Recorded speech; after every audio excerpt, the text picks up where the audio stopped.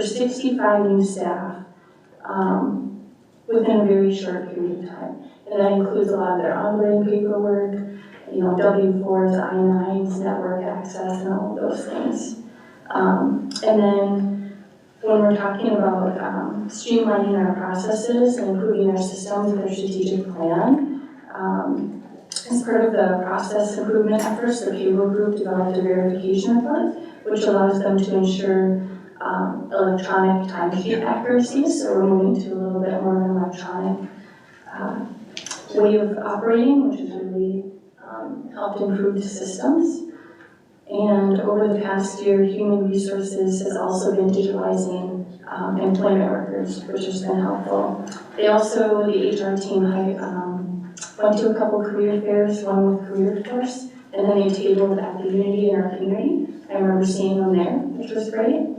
And then another interesting, I remember asking a question about it at our HR business finance meeting, but the benefits department started using the Google Classroom for all the new hire benefit information and enrollment, which is really streamlining things. And for example, if someone needed to know about workers' comp or something like that, all of that information is on there for them. And then later tonight, you'll see another update was that we completed negotiations with the National Conference of Firemen and Oilers, so NCFO, and we'll be voting on that agreement later. On to the child nutrition report, just some highlights. This summer, we served 8,993 breakfasts, and we served 19,256 lunches over the summer. These are summer meals. So that is pretty amazing. I know we have a lot of our schools that serve meals to students throughout the summer, which is a really great benefit to our families and our community. They also finished the summer meal program audit, and it was really good. Not a lot of findings. They were very complimentary of the fresh vegetables that we have. As you guys know, students can always go back for fresh fruits and vegetables as much as they want, which I think is really great. And the other update was, if you're a parent in the district like me, you may remember when we had to use pay pans to put money on our kids' accounts back when we had to pay for lunches and breakfasts, or if for the extras. And we're going away from that and moving it to the parent portal of Infinite Campus. So it's really nice from a parent perspective. I think that's really streamlining it. It's one less site to go on, which is great. And then I'll move on to our facilities and capital projects updates. So in the last month, the facilities maintenance crews have completed 261 work orders and are currently working on 326 work orders. So just a lot of work going on. There's a whole list of projects you could read about. The first one on the list that I know we've heard about the last year or so is the Lincoln Park pool is all fixed and ready to go and operating, which is really great. And then Member Eater had a nice thank you at the bottom that I wanted to read just because it's, I too echo this sentiment. But I would like to congratulate and thank the building's operation team for their outstanding summer cleaning. They did this as they continue to service and ensure the smooth running of key zone, community ed, construction maintenance, and all sorts of activities. So just a big thank you to all of our engineers, our custodians, and our temporary summer helpers to make sure that our school is really beautiful when our students came back and could enjoy those spaces.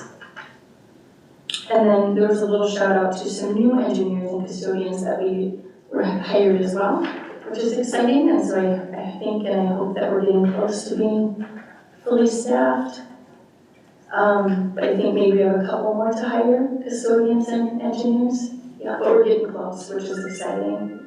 Then we had our technology report. Just thank you to Bart for all you do here and in our district. There's just a lot going on. I remember I had in my notes 400 tickets a day or so that you're receiving for help desk tickets. That's so. what we average. Right? Average, yep, yeah. It's 400. So There were 730 new tickets created and 551 were resolved, so it's an ongoing thing, and we appreciate your work on that. And then part of that too, there is a little update about the build the boardroom AV system, which is kind of timely for tonight. It says that the CDW CTI team will be on site soon, September 18th through the 20th. Is that still a go tomorrow? So that's good news. Any other updates on that? Yeah, they're coming on site for the next 3 days to reprogram all the AV systems here and verify that everything is working how it should be working. We've had a lot of failures for the last 18 months with this system, and the first contractor who put it in, pretty much the second contractor replaced pretty much all the pieces of it except for the programming of itself. So they're actually reprogramming the whole system and redesigning it. All the equipment will stay here. That's where they think that all the issues are related to the AV system here. So if all goes well, is it safe to say that we will be fully operational? Yes, they are not leaving Friday until they are done. That's what they promised me. Do we need to have a special board meeting on Friday before they leave, and we'll see if it tests out? Thank you, Barb. We really appreciate it, so we'll keep our fingers crossed for that. I'll move on to the transportation report. As Superintendent Agus says, no news is sometimes good news. I know that my kids had a great start to the school year with transportation and buses, and so it seems like everything's running smoothly due to a lot of work behind the scenes, so thank you for that. And then I just wanted to give a big thank you to our bus drivers. I think a lot of times it's the first adult that our students see at the start of their school day, and I just really appreciate that. I remember, I still remember the 2 bus drivers I had all the way through kindergarten through 12th grade, and they had a big impact on me, and so all of our staff can have a huge impact on our students. And then I will just kind of move on, just skim over. Hopefully you all get a chance to look at our recommended resolutions. We'll see those later, right? The acceptance of donations. But I was hoping that someone could talk about our maximum levy certification, which, as we talked about, is set by the state. And we don't set that amount, but I'm going to let someone talk about that. And as Simone's coming up, if I could just comment on transportation related piece. As you know, we're still working on the pilot project for the whole traffic situation and drop off there. And there's been some continued work on that. We're continuing to supervise, make sure that things are well supported, and just something that as a community that we're really focused on the care of the students, the safety of the students, the staff, the families, and also thinking about our community partnership, working with the county and others on the traffic situation there, requesting speed study and other things. So just wanted to, as filler while we're waiting for executive directors to come up, to make that comment, because I talked about that at the subcommittee as well. Hello, thank you. I've been asked to describe briefly our certification process. The good news is I just went into MDE and I can get a number, but it might fluctuate. The percentage of our levy that we're going to ask our property tax owners. So MDE has until September 30th to work through everything they're doing. I've had 3 runs already and I'll probably have 8 more. So anyway, understanding the levy process. So what is it? Levies are additional taxes imposed on property owners to fund specific school needs. So we have operating levies, we have capital levies, and we have debt service levies. So the process is that the school, we come up with a budget for the following year. We determine the amount of revenue we need, and then we align our expenses with that. And then I come to the board in September and ask for you to approve the maximum amount of the levy. But I'll back up 1 month. In August, the business managers go into the portal at MDE, and I have to enter some information. Our leases, our OPEB, which is our post-employment dollar amount that's done by an actuarial firm. We have some various information about severances and retirees. There's essentially about 5 different things I have to enter. Then that process goes to MDE, and that is the only piece that we can affect a levy. Every, school districts are different, so it's the only part that we can really give any information. Otherwise, it's set by the county, by property taxes. And the higher the property taxes, the less the levy for us. But if it's a lower property tax, then we actually get more state aid. But it's all built into the levy process. It's quite intensive, and there are many formulas. So now tonight, I'm asking for you to approve the resolution.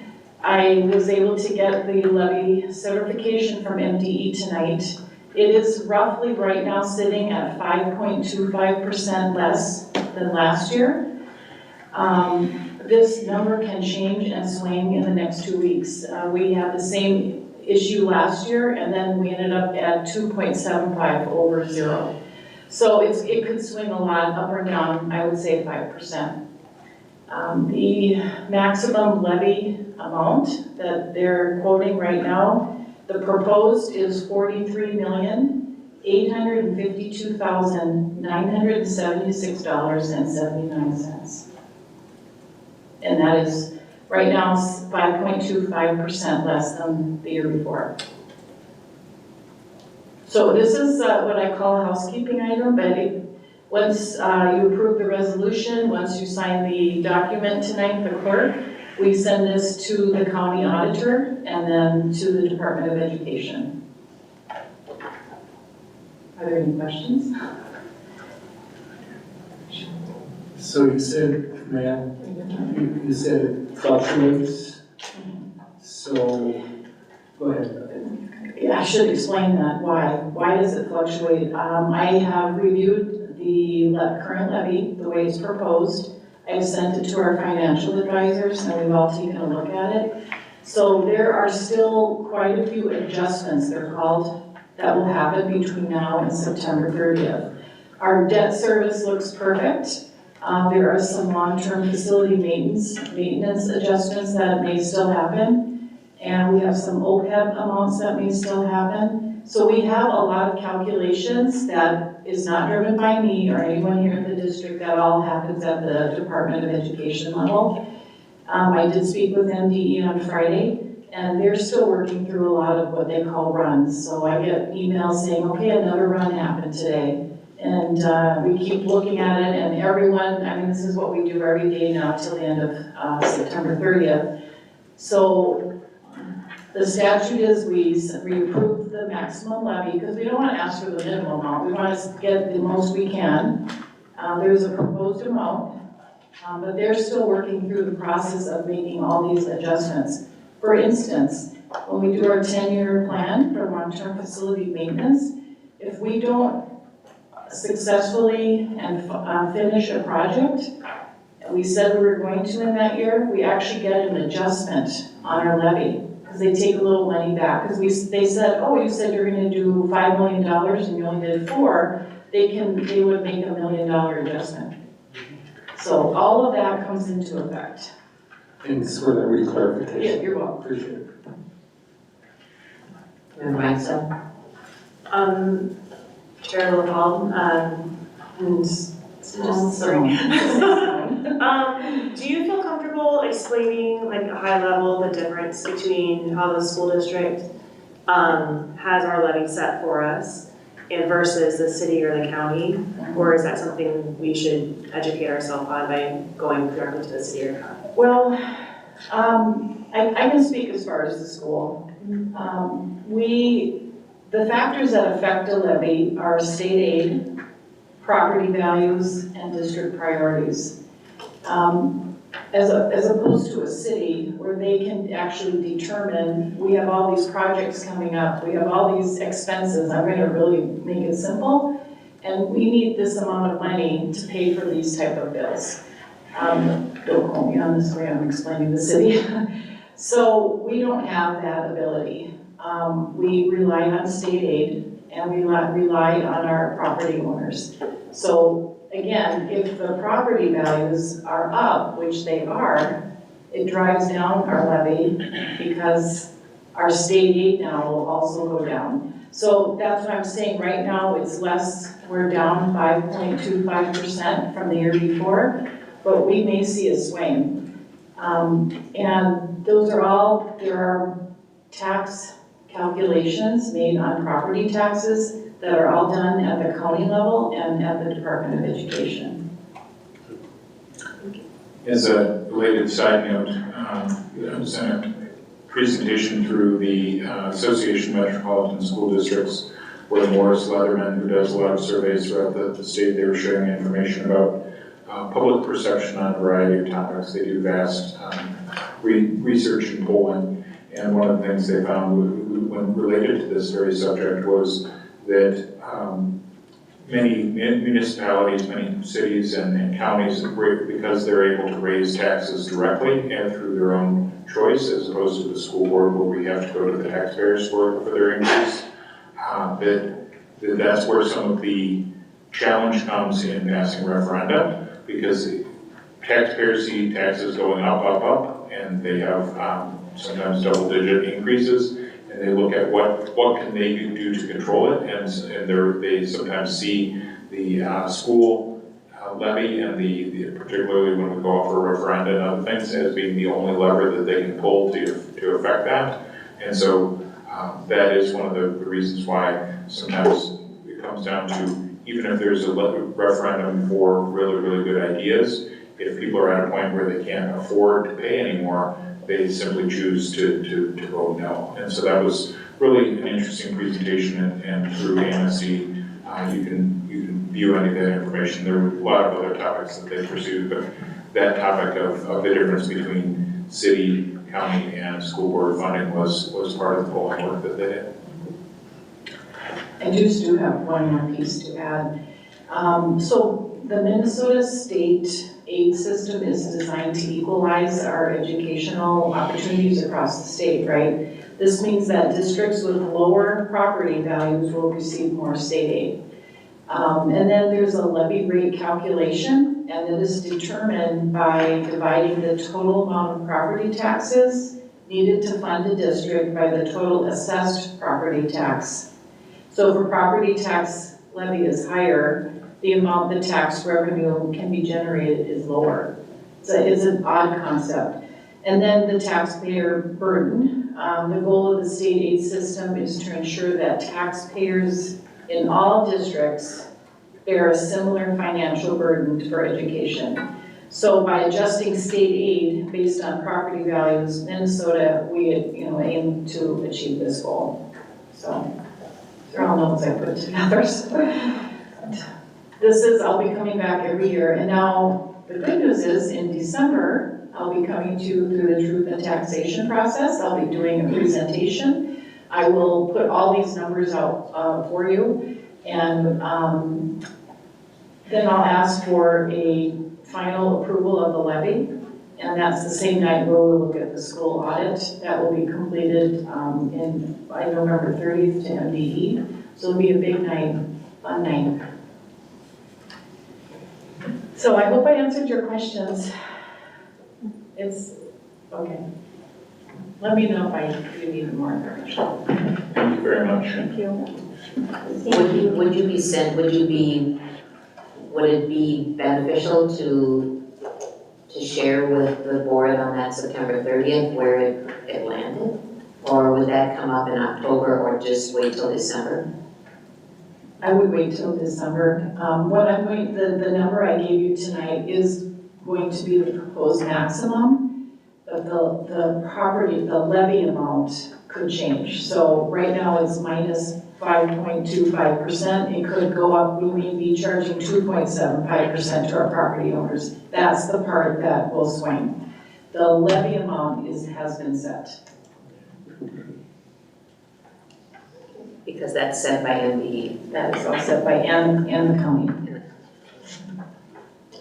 Member Loeffler can step in. Thank you, great presentation as always, and just really more, maybe for the public more that, so every September meeting, this will happen, and then every December is when we do the truth in taxation. So this isn't happening because of our referendums. This happens every September, and then our truth in taxation. Every body, county and city also do something similar, but ours is always in December, so. Correct. Thank you. Thank you, and we've already determined with the county auditor, we filled out a form saying what night the truth and taxation meeting is. It's open to the public, it will be held here, so that information will be sent out to all property owners. Member Zadowski. I was just gonna finish the report, so are there any more questions on this? Okay, well, just the last part of this report is the consent agenda. You'll see a lot of reports, job descriptions, bids, RFPs, quotes, and contracts on there. So if there's any questions, I would take them. Otherwise, I'm sure you've had a lot of time to review them and could move on. Thank you, Clerk Zadowski, and then we will move on to our report from Board Chair Policy, Member Loeffler.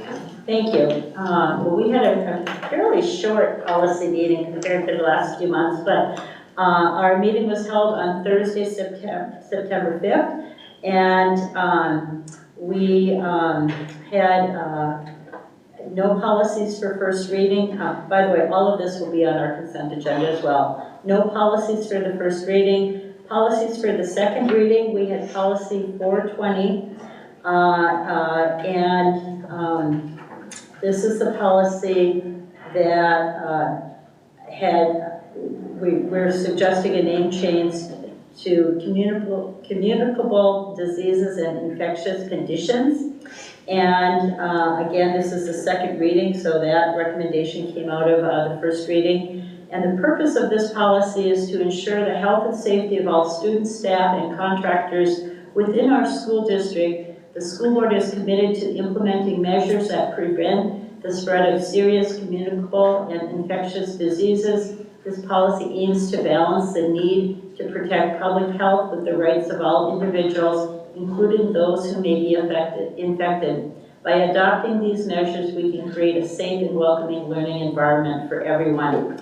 And so we made this recommended change with the title because it was kind of long and lengthy. And then also in the purpose, there was a kind of a longer list of a few highlighted infectious diseases, and we took out that list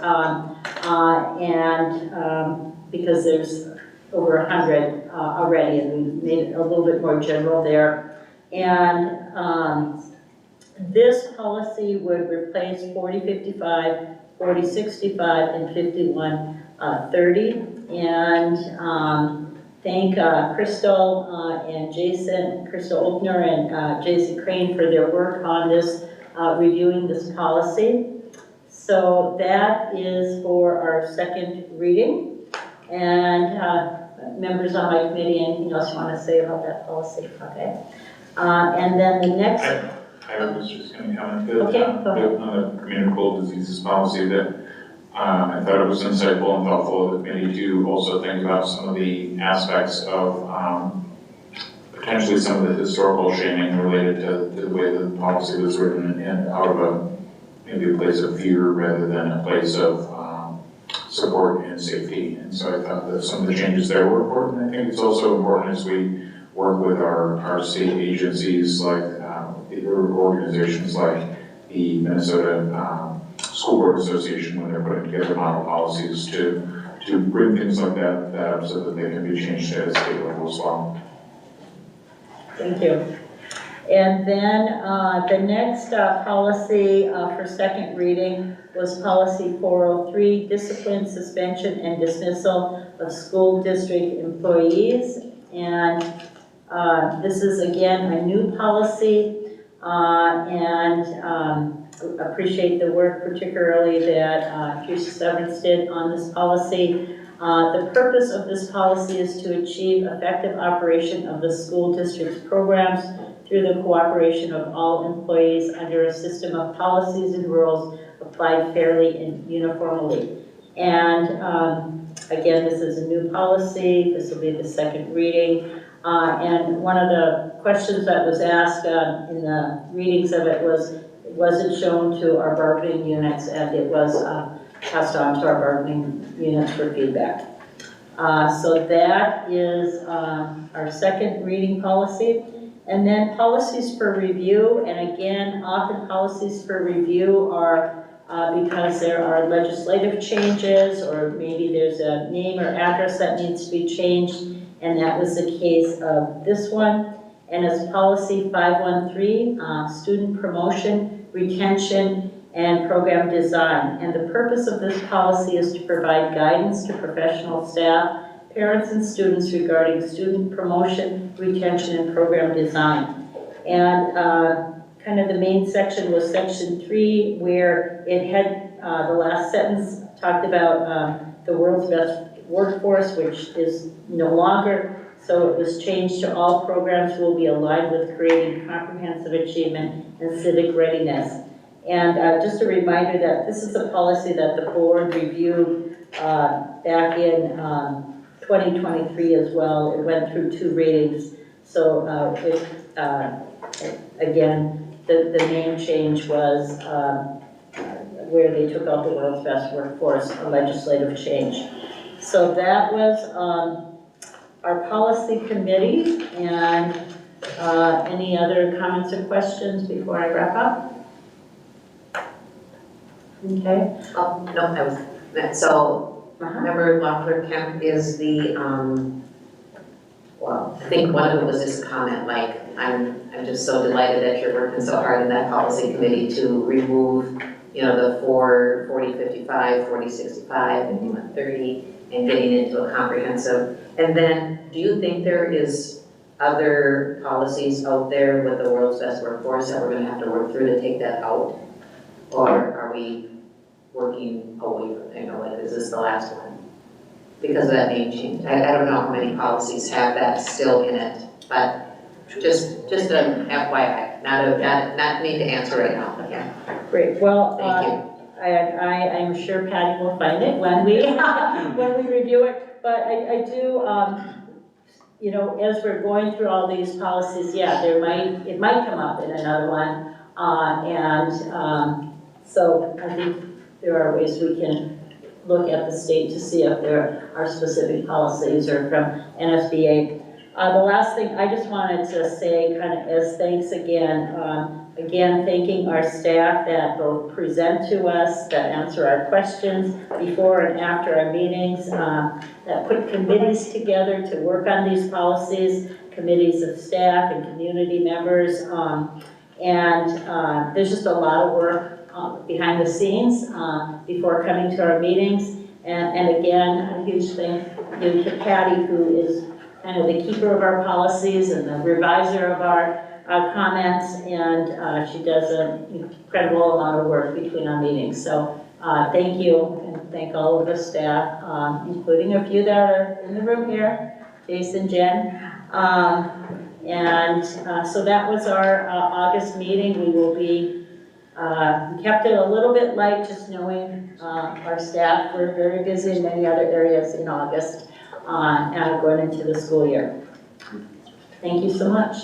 That's policy committee. Thank you to all of our committee chairs for leading and then reviewing for not only our board, but for our community as well. That brings us then to number 8, which is just any board committee updates. Are there meetings that we went to in the month of August that need to be highlighted or you'd like to because it's part of our work? Member Williams. Yes, hi. So I went to, and this was actually September, I went to the Parks and Rec meeting last week. So I gave each of you the fall programs brochure that you can look through. Let me dig out the little note I took. One of the things that was highlighted in the meeting was the Duluth Children's Outdoor Charter, which I had never heard of before, and I thought was fascinating. One of the presenters is actually from our school district, Scott Pilati, I'm not sure how to say his name. He only said Scott at the meeting, but he is a psychologist with the district.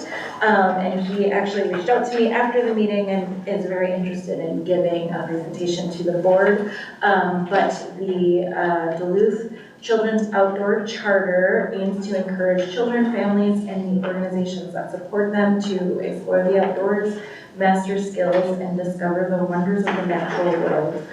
We believe that all children should experience the outdoors in multiple ways, such as following a trail, exploring a park, harvesting something to eat, swimming in a lake, paddling in a canoe, playing in the snow, climbing up hills and rocks, visiting a farm, camping under the stars, fishing on a lake or river, observing plants and wildlife, or creating a new adventure. And it's modeled after a children's outdoor charter in Ontario, Canada. And we have a lot of cool programs and activities for youth and just opportunities to learn. And they were very excited about finding ways to collaborate with the district in educating their littles. So I was excited to bring that back to the board. And then on Thursday, I will re-engage with EAC again, because I'm on that committee as well, and did nothing over the summer, so, yeah. Members of us. Yeah, I was really glad to hear from a couple members from APEC tonight. I've been really making an effort to go to those meetings when I can, and I just would say I'm really impressed with the parent and community members of APEC. That really just show up super well for our Indigenous youth and have a lot of really good insights, and just really, obviously, we need their work. We need that committee, so very thankful for that. We had our first Head Start Policy Council meeting on the 12th, last Thursday, and that was virtual, and I didn't get to stay the whole time, but Member Oliver Kemp was on there, kind of speaking about another issue with just signing up to vote, I think it was, which was great in general. And just again, another really great committee of parents. It's really nice to kind of attend some of these meetings where we see our community and our parents really engaged. I really appreciate that. And then on the 13th, which maybe Member Mike Sell is going to talk about, but we had our intergovernmental meeting. Member Mike Sell, Member Derek Eater and I were on there, along with Commissioner Ashley Grimm, unless someone else popped on after I left. But one of the things that we talked about was Check and Connect. So we had a good conversation about that, just making sure to reiterate how successful that program is and impactful that program is for our school district, and showing gratitude to the county for their support, and just seeing what we can do to facilitate that collaboration moving forward. I don't know if you have anything to add about intergovernmental. We talked about Dole too.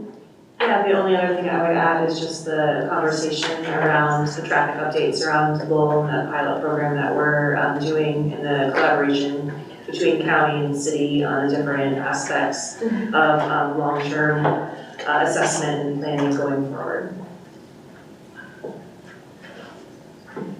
Member Lockwood. Member Lockwood. Yeah, I just wanted to kind of expand on Member Sadowski's report from Head Start.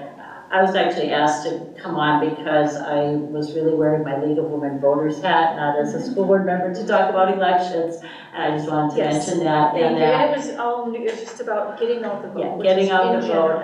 And one of the things, I'm always excited about the parent committee with Head Start, but one of the things they wanted to do this year, they always have kind of a kickoff meeting with their parents, and so they wanted to do voter registration. This year, they hadn't done that before, and so that was also why they had asked me to be on there, was to talk about doing voter registration drives and to how ways to encourage their families to vote. And we touched on how Head Start is a federally funded program, and also that, you know, it's good that parents understand the funding of their program as it relates to federal and state law. So, but thank you for representing them, and I'm excited for their voter registration to happen.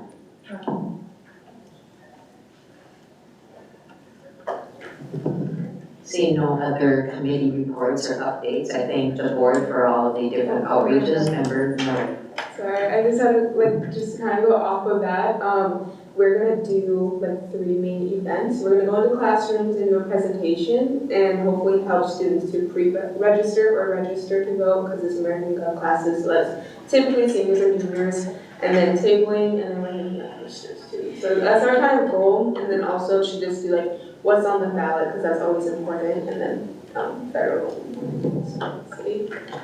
Thank you, and today, Yeah. today, NPR was doing a big focus on the fact that it was student get out the vote registration. And there was 135 Minnesota schools. There's a young man from Wayzata that started his own nonprofit for educating and getting youth together to even early registration, like 16 and 17 to pre-register there, so you're guaranteed when you turn 18 to be a registered voter. That was great. And again, I appreciate all the leadership of all the different committees that our board sits on within our community. And then at the state level, I sit on the Board of School Administrators, so I was busy verifying and giving variances to administrators throughout the state. And I'm always a pretty regular at our Minnesota School Board Association coffee and conversation, which happened this morning. I was able to get into it just as I was leaving Lowell because we went and watched some traffic this morning, Member Hexel and myself. So we're all busy getting out there, and I think that also is, helping our community identify and reach out to us and have stronger communication with board members. So thank you. That brings us to our consent agenda. I believe this will be number 9. Good? So we've had our consent agenda in our packet since last Friday. Things on the consent agenda are things like the approval of the minutes for past board meetings, our action items. There was no action items, and there was no finance. Actually there is. There's just a bunch of them on there. I should say there's not. There's staffing reports and van drive descriptions and our financial reports. So we've reviewed all of those. There was diploma requests, 7.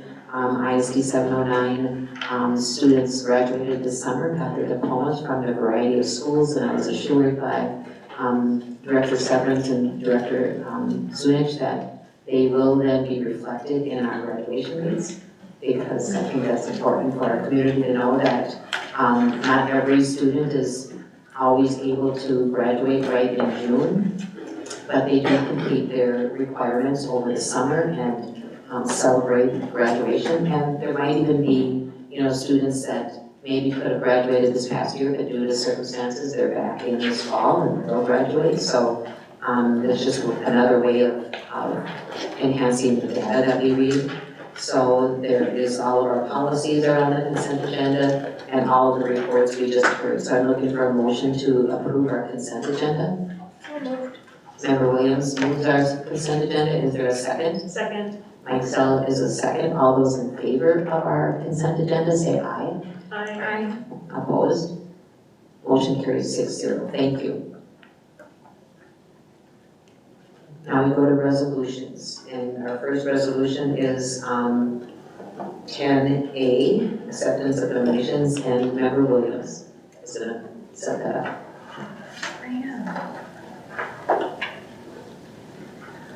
Okay,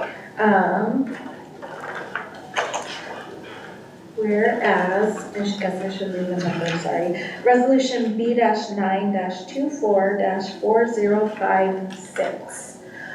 Whereas Minnesota statute 465.03 requires a school district to accept donations by resolution expressed in the terms prescribed by the donor in full, and whereas acceptance of the donations in accordance with the donor's terms is in the best interest of Duluth Public Schools, now therefore be it resolved that the Duluth Public Schools does accept the below described donations and from said organizations in accordance with the terms set forth herein. Be it further resolved that the Duluth Public Schools wishes to extend its grateful appreciation to these various individuals and organizations.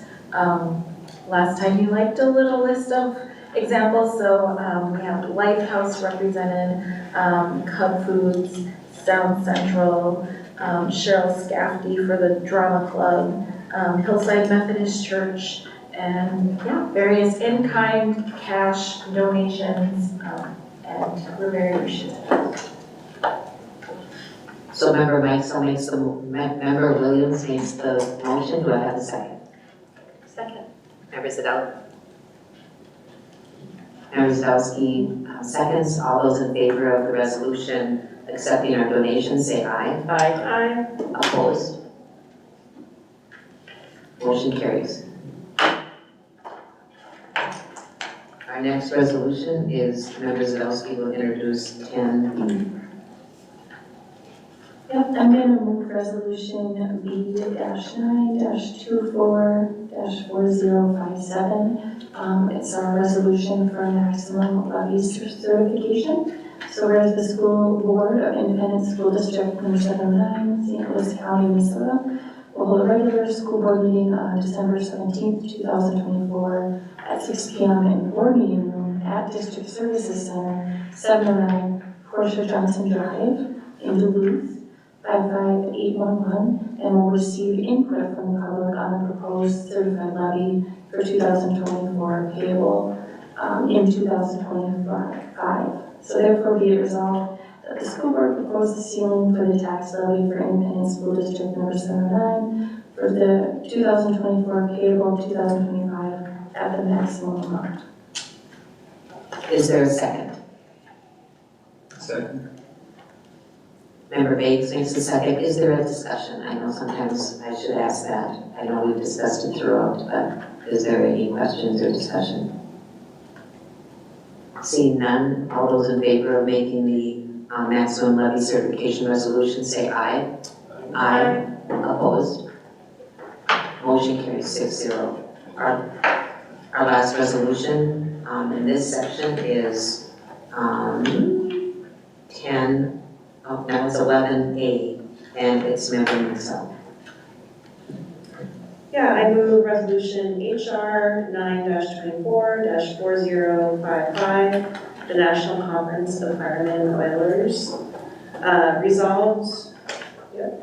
Resolved by the School Board of Independent School District 709, St. Louis County, Minnesota, that the collective bargaining agreement between Independent School District 709 and the National Conference of Firemen and Oilers, local number 956, a summary of which is in the hands of all school board members, be approved and adopted for the period of July 1st, 2024 to June 30th, 2027, inclusive, and that the chairperson and the clerk of the school board be hereby authorized to execute said agreement on behalf of the school district.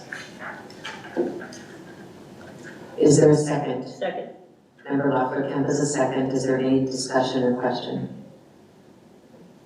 Seeing none, all those in favor of moving the resolution for the National Conference of Firemen and Oilers local contract, say aye. Aye. Opposed? Motion carries 6-0. Moving on to just these last resolutions, I appreciate the board's understanding and their ability. This is resolutions that, as board members, we're bringing to the Minnesota School Board Association so that they can see what school boards from across the state are interested in their legislative platform. So Duluth Public Schools does our own, and we will be working with Superintendent Magus on our resolutions and what we might think about bringing to the state legislature this session. But now the Minnesota School Board Association also wants input from school boards across the state. And Member Loeffler Kemp and myself have been attending our delegate assembly the last few years, and we see how other school boards are bringing resolutions forward to the Minnesota School Board Association. And we'd like to do that as well. Minnesota School Board Association sees Duluth School Board's activity in legislative advocacy, and they want to encourage boards to bring forward potential topics for them to share at their platform. So we have 3 before you, and the Minnesota School Board Association has changed one of their processes, which I think Member Lafleur Kemp and myself both agree with, that school board members should reflect the school board's desire to bring these items to the Minnesota School Board Association, and that individual school board members shouldn't just offer a bill on their own behalf. And so we're here tonight to say these are 3 resolutions we would like to go forward with to present at to the Minnesota School Board Association. They're due September 20th. These bills were crafted by Member Lafleur Kemp, Superintendent Vegas, myself, and then looking at it with our lobbyist, Jeff Anderson, and he still is tweaking some of it, but the resolution topic and the whereas clauses will stay very similar to what you see here. Maybe there's going to be some addition to the therefore, maybe some of the whereas will come out, but these are topics that we think are viable for being involved in the MSBA process. And that's really what we're doing. We're just trying to be good, faithful, hardworking school board members, part of the Minnesota School Board Association, and offering to help them craft their legislative platform. That's what these are.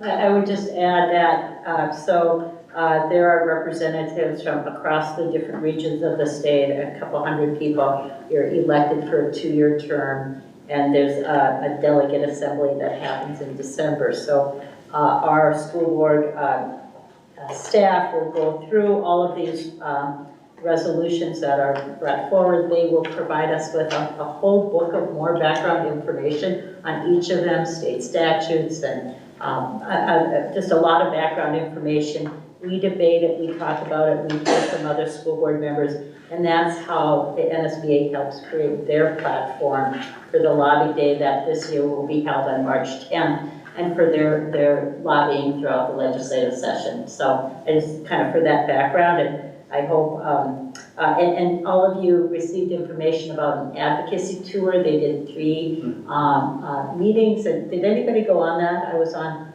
Fridays.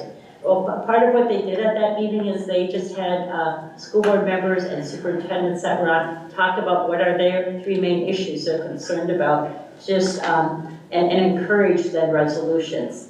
And some of these that the 3 that we have, actually, I heard on Friday. I mean, there were people on the different. I think they held 3 or 4 different Zoom meetings. I was just on one and got a snapshot of about 65 different school districts, and so that's where this is all coming from, as Chair Woodward said. So Member Lafleur Kemp and myself will just kind of read these quickly. I will take the one on technology funding for Minnesota schools, and I'll just briefly share just a couple of the whereas clauses. Whereas the state of Minnesota is committed to providing a high quality education to all of its students, and whereas technology plays a critical role in modern education, enhancing student learning, engagement, and preparation for the 21st century workforce, and whereas many Minnesota school districts face significant challenges in securing adequate funding for technology initiatives, often relying on local referenda that can be difficult to pass. So therefore be it resolved that Minnesota, I think in actuality, we would say the Duluth School Board. I put in the Minnesota Senate and House of Representatives, but I think lobbyist Jeff Anderson will help me tweet that or help us tweet that down. So I move resolution SP-9-24-4058. Is there a second? Member Lafleur Kemp makes a second. All those in favor? We have to, yeah. Yes. Okay. Discussion or? Yeah, you can have a discussion. So, I'm trying to figure out where this comment, if it's appropriate here or if it needs to be separate from this. But I see these wonderful resolutions in front of me. I think they're all excellent, but I don't see anything related to a pressing issue within the district, that being the achievement of our kids of color specifically, or Native American and African American children. I would like to see some kind of resolution for those communities so that we can, as a district, really deeply address that disconnect. So is there a way to have the three of you put together some kind of resolution? I don't know, maybe it's too late to do that now. But we have that pressing issue in front of us, and I'm not seeing anything here from a resolution standpoint addressing that. And I'll let Superintendent Vegas share his comment, and I think that I also could have, I bet he's gonna say about the same thing I might say too, but. Let's have that be it. No, I agree that this is something that's very, very critical for us. I think what we're seeing as well is that we're having, because of our needs with technology, because of our needs with special education and CT not being properly funded, that those are huge resource drains on the district that then impact our ability to more fully fund the other areas that we have as well. So looking at like special education, that is just, in some ways, it can be an Achilles heel for many districts, not because we don't value our students or value the people working there, but the costs of special education are just rising exponentially, as are the needs. And so making sure that we have proper funding for special education means that we have more funding for our general education, much of which is put towards those particular needs. I would say too, that we have multiple other opportunities to make sure that we have language crafted. These pieces were three pieces that were part of last year's legislative platform, and three of the key pieces. So that's part of where this came from, was that they were based on previous work with the board. And I completely agree, and I will make sure that when we work on our legislative platform, that we raise that as one of our key issues within our legislative platform, if the board chooses to support that. Thirdly, I'm going to be the president-elect, and I've said this a couple times, for the legislative committee for MASA. I want that as one of our key priorities as well. These are a few seeds that will be planted with MSBA as far as what their legislative platform will be, but I think that the delegates that are going and helping support can also make sure that you're supporting other legislative resolutions that are focused on equity. I think it's really critical. I share your passion there and want to make sure that we find ways of including it, even though they weren't included in these first three. So I'll just piggyback off of Superintendent Vegas kind of covered everything. I think we do have an opportunity as Duluth School Board when we craft our own district's legislation to bring in exactly your concerns. Because this is just to help the MSBA kind of see what other schools are doing. My second observation would be, after being at the Delegate Assembly for the last 2 years, lots of school districts, like, our name won't be on this necessarily, it's not, it's just kind of an opportunity, and I know that there will be significant bills written by other districts going to MSBA, and at this conference, that voice that you just shared will be heard. But I also will go one further, and between the three of us, I'll ask our lobbyist, Jeff Anderson, if there's a way he can put a whereas clause, because in all of these, we could say whereas, the needs of our students are significant, and we want to be able to spend money on the students that we know need. I think lobbyist Anderson could probably craft a whereas clause, and I'll make sure I connect with you on that. And I would just, the last thing I would add is, again, thank you on any other feedback we appreciate. I also encourage people to go to NSBA's page on their current legislative positions, because that's some of the homework we do before we go down there, is to make sure, and before we craft these, on where are there some holes with our current legislative positions that NSBA has, as well as, we have a chance, I mean, there's a lot of great discussion that happens both with our regional table, but also we get to get up and speak on other resolutions besides our own, or speak down other resolutions, and we have done that as well. I would agree with if we can get a whereas in there, but I encourage you, just for your information, to also go on NFBA's site for their current legislative platforms. And then we'll share this with you when we come back.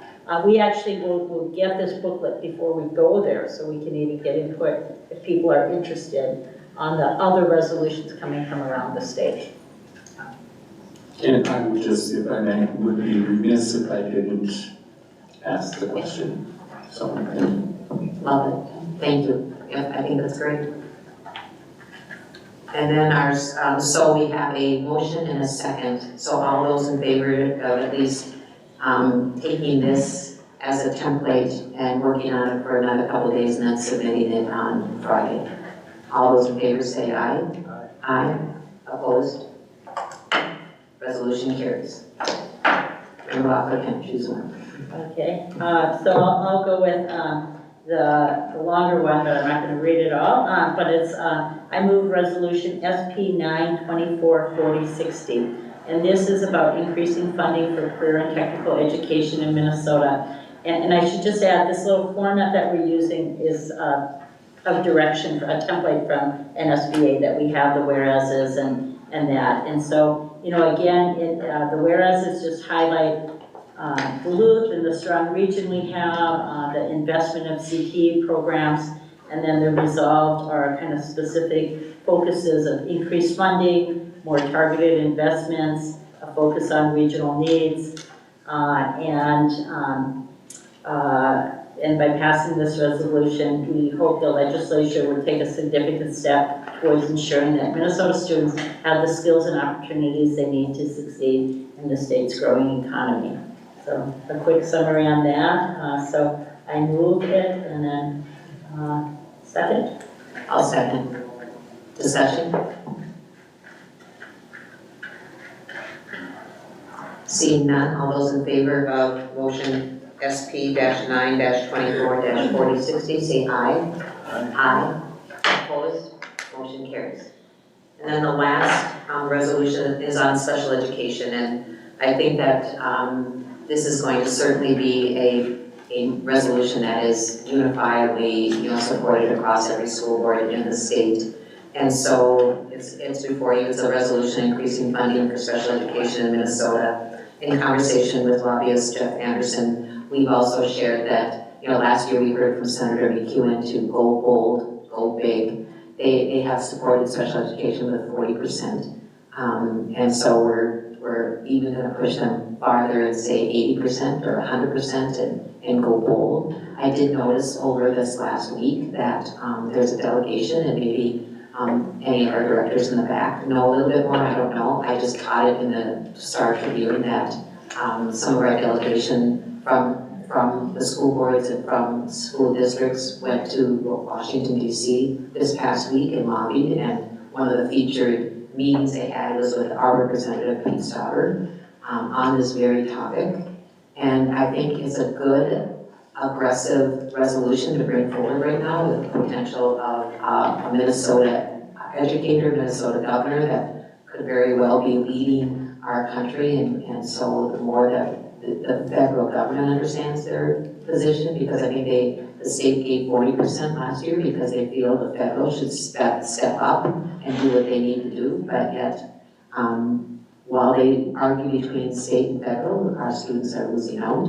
So we need to be more aggressive with them and say, we're gonna ask you to boldly step forward to support special education. So I'm gonna move SP 9-24-4059. Is there a second? Member Loeffler seconds. Is there discussion on this particular topic and resolution? Yeah, I was just going to say thank you to Member Banks for your questions and inquiries earlier in this conversation with the resolutions. And I also appreciated Superintendent Nagus Because that's the first thing that I had the same thought, but then I know how much money of our general fund that we spend in special ed. And some of these other ones are also, as we know, big ticket items. So I appreciate that kind of acknowledging that if we can get some relief in some of these areas, then we'll have more money in the general fund to address other things that we want to. But I appreciate the discussion. And also I just wanted to thank Member Lowell and Member Lofferham for their work on this, and Superintendent Magus as well. I think that these are really good initiatives to kind of forward on to MSBA. I think there's power in numbers when it comes to lobbying and having that kind of cohesive voice and a coordinated lobbying effort. So I look forward to kind of crafting our own as our own school board for our community, but I think these were really good ones to choose. Member Lofferham? So I want to just piggyback that, now that I think about this is our first time kind of jumping into this, so these are not perfect by any stretch. And I actually, want to revisit your comments about, because I don't want it to be an afterthought, like, oh yeah, because we're spending general money here, that this is an afterthought that we can address our needs of our Black and brown students. So I think that, at least in one of these we need to craft, or maybe we need to craft another one that's just, we still have 3 days, and I think that generally I've heard the board support what we're going for, just to be a participant, to show our story, to use our voices. We're a strong board, and we have lots of expertise, and we have lots of strong stories and commitment in our community. So if MSBA is reaching out, let's engage with them. Let's engage with them, not just sit back and let them, do it. They're very knowledgeable themselves, but they really do like to hear from us. So I really do appreciate that, and carry our and this is good practice for us, because we are going to craft our own Duluth Public Schools legislative platform. And so seeing what we've done here and questioning it, and seeing where we can go even further and what other topics might be something we want to ask Superintendent Magus to work with. So I think that this has been a good exercise. I've learned a lot. Just trying to navigate this. It's something we set as a goal, so I appreciate that. So did we vote on this one? We haven't voted, okay, but we have a motion and a second. So all in favor of the motion about a legislative resolution on special education funding, say aye. Aye. Aye. Opposed? Motion carries. That brings us to any questions on our agenda as agenda item number, I think, 11. Looking through all the papers here. There's no, seeing no questions, is there questions? Then I'm looking for a motion to adjourn. Do I have a motion to adjourn? Member Williams, you're right there. Do I have a second to adjourn? Member Williams. So we have a motion and a second. All in favor of adjournment, say aye. Aye. Opposed? Motion to adjourn is made 6-0. Thank you. Thank you. And we'll just